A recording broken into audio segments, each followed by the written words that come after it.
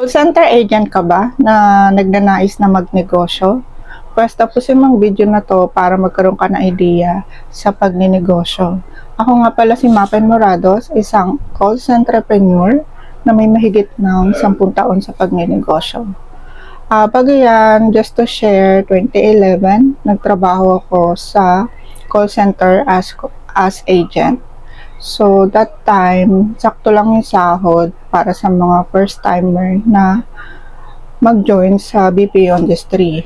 Dahil breadwinner ako, nag-isip ako ng pwede ko maging extra income. So, may friend ako na nagbebenta online ng mga damit. Minessage ko siya.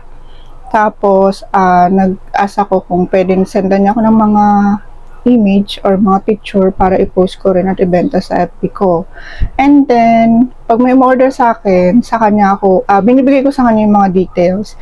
Tapos siya na yung bibili nun. Tapos magkikita na lang kami para ibigay yung mga item.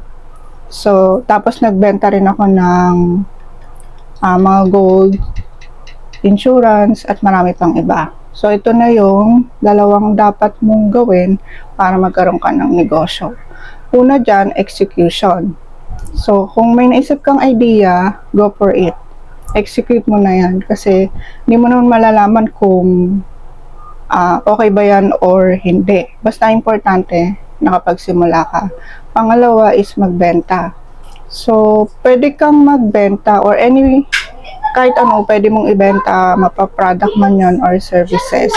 So, kung product, pwede ka namang magbenta niyan or kung magaling ka magluto or magaling ka mag-bake, pwede ka magbenta ng cakes or pastries. Sa services naman, kung ano man yung skills na meron ka, pwede mo siyang i-offer. Like, marunong ka mag-reband or mag-gupit or pedicure, manicure, mga ganun. So, yun yung dalawang bagay na dapat mong gawin. Naniniwala ako na kapag nilakasan mo yung loob mo, malalabanan mo yung takot na yan. Samahan niyo ako sa nalakasan yung loob natin sa pagninegosyo para makapagsimula tayo ng negosyo. Nga pala, nagbebenta ako ng t-shirt.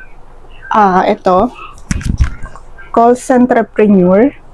Kung gusto niyo umorder, PM niyo lang ako. Kung nagustuhan mo ang video na to, please like, share, follow, and comment na rin. At salamat sa pagtapos ng video. Hanggang sa susunod na video, mga ka-call centerpreneur. Bye!